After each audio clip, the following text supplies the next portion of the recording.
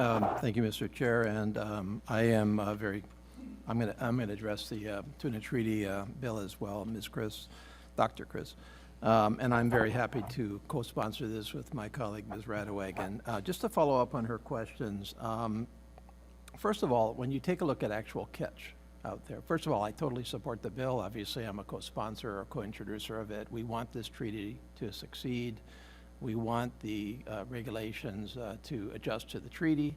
We're all trying to do the same thing, which is to preserve the American purse seine fleet and allow them to compete fairly out there in the Pacific. But as you take a look at the catch statistics over the last couple of years, it does show a decline in catch in both the high seas and also in the EEZs themselves, which I guess is puzzling to me given the treaty. So I think I can explain the decline somewhat on the basis that we've seen the fleet itself decline fairly precipitously in the last 3 years. And in fact, if you look at Mr. Gibbons-Frye's testimony, I think he has it down from 34 to 14 vessels in the last 3 years. So that obviously would have something to do with your catch. But are there, besides just the decline in the fleet, which is alarming, are there further issues with our access to other countries' EEZs that are being solved by this treaty and by this particular legislation, and or that we have not covered yet that we need to go back and cover? Do we have full access? His testimony is to the effect that especially the American Samoa fleet still faces some unusual and administrative barriers in other countries' EEZs, which I thought the treaty was trying to solve for. So I'm a little puzzled by the decline in catch, even though we've obviously seen the fleet decline. Thank you, Congressman Case, for your question. I appreciate your concern for our U.S. fleet operating in the Western Central Pacific and acknowledge the change in our fleet over the past several years. With respect to the declining catch in the most recent past, I'm not quite sure which time range you're speaking to, but of course we also had the confounding impacts of the global pandemic, which caused some fishing declines globally. Yeah, my stats are from you guys through 2022. Okay. We acknowledge, yes, the change in the fleet from 40 at its maximum to 13 at this time.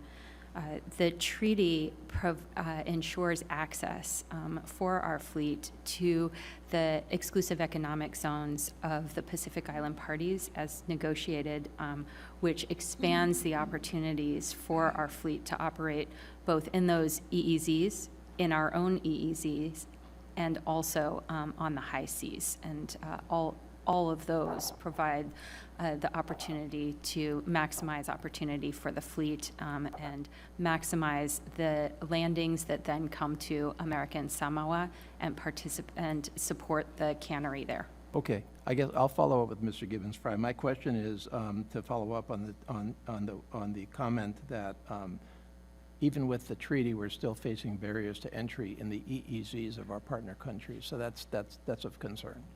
And then, correct me if I'm wrong, but as I understand it, one of the areas that is the most important in this bill and in the treaty renegotiations themselves is that we have been subject to a license regime on the high seas, as opposed to other countries, which obviously disadvantages us. Are we going to be on the same level playing field after this bill as any other country on the high seas themselves? Yes, Congressman, and thank you for raising that important issue.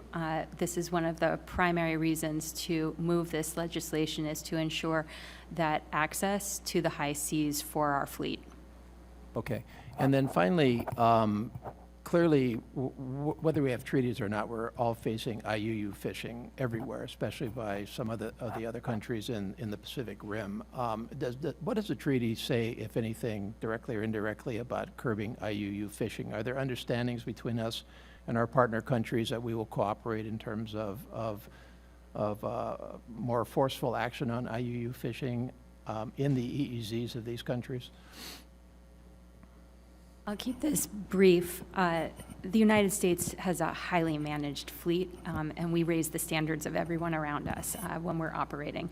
And because we're so well managed, we are able to use that to help raise those standards in international negotiations, and that helps to address the IUU fishing issue. Okay. Thank you very much.